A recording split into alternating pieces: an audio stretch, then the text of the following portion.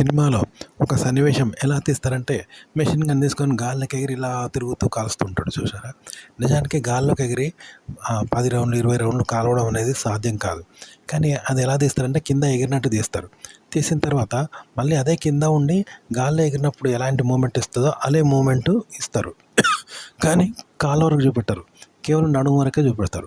అప్పుడు అతను గాల్లో ఉన్నట్టు మనకు భ్రమ కలుగుతుంది. అతను కూడా గాల్లో ఉన్నప్పుడు లాగానే భ్రమ కలిగేలాగా ఆడ బిహేవ్ చేస్తాడంట. కానీ నేల మీదనే ఉంటాడు, కాళ్ళు చూసారా. అప్పుడు మనకి ఎట్లా అనిపిస్తుంది, ఆయన పైకి ఎగిరి గాల్లోనే కాల్పులు జరుపుతున్నట్టు ఉంటుంది. గాల్లోనే 20 రౌండ్లు 30 రౌండ్లు శత్రు సేనల మీద కాల్పులు జరుపుతున్నట్టు ఉంటుంది. కానీ అతను నేల మీదనే ఉంటాడు. ఇలా చేస్తారనమాట. అలాగే ఇప్పుడు జాకీ చాన్ అన్నాడు, అతను ఏం చేస్తాడంటే ఒక పెద్ద గేటుని ఏం చేస్తాడు, పైకి ఎగురుతాడు, మనకి ఎగిరినట్టు చూపెడతారు. ఆ తర్వాత అది కట్ చేస్తారు. తర్వాత ఆ పైకి వెళ్ళి కిందికి దునికేది చూపెడతారంట, మళ్ళీ వేరే షాట్ తీస్తారు. అది కూడా నేల మీదకి దునికే అంత ఎత్తులో నుండే దునుకుతాడు. కానీ అది పైకి వెళ్ళి దునికినప్పుడు ఎలా అయితే చేస్తాడో అలా బిహేవింగ్ చేస్తూ ఆడ దునుకుతాడంట, చిన్న ఎత్తు నుండి. అలాగే పైకి ఎగిరేటప్పుడు ఎలా ఎగురుతారో అలా ఎగురుతాడు. ఈ రెండింటిని అటాచ్ చేస్తే ఎట్లుంటుంది, ఎగిరి పెద్ద గేట్ మీదకి కిందికి దునికినట్టు చూపర్లో కనబడతారంట. అట్లా అన్నట్టు అది బిహేవింగ్ చేయాలి అక్కడ. షూట్ అనేది టెక్నిక్తో తీస్తారు.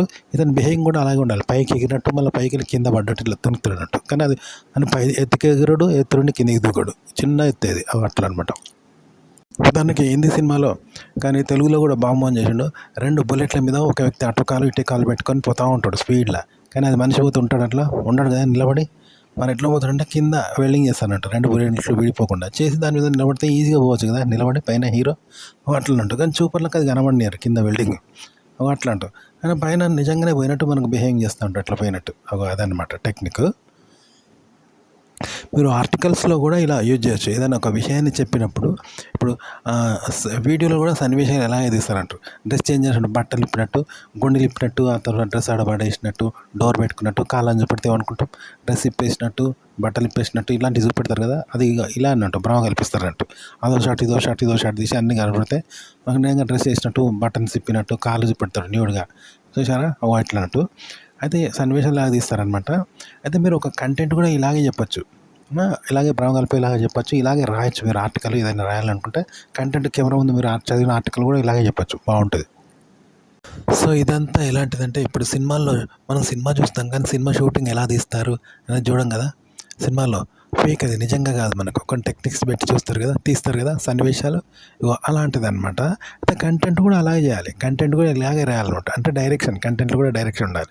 అంటే సన్నివేశాలు ఎలా చిత్రీకరిస్తారో తెలిస్తే కంటెంట్ కూడా అలాగే చెప్పాలంట జనాలకి. అలాగే మీరు రాయడము కూడా అలాగే రాయాలి, జనాలకి చెప్పడం అలాగే చెప్పాలి. మీరు చదివిన ఆర్టికల్స్ కూడా ఇలాగే చెప్పాల్సి ఉంటుంది అనమాట.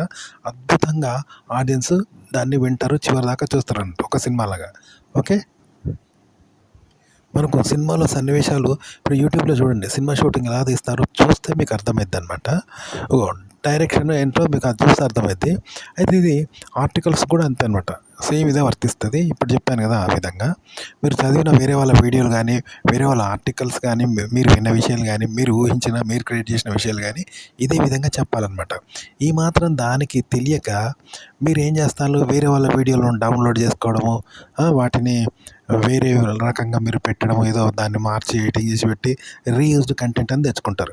అంతెందుకు, ఈ మాత్రం తెలిసినాక వేరే వాళ్ళ వీడియోలను విని దాన్ని ఈ విధంగా నేను చెప్పిన విధంగా మార్పింగ్ చేసి చెప్పండి, మీరే సొంతంగా చెప్పండి. అప్పుడు మీ సొంత కంటెంట్ అయితే మీకు మానిటైజేషన్ అవుతుంది.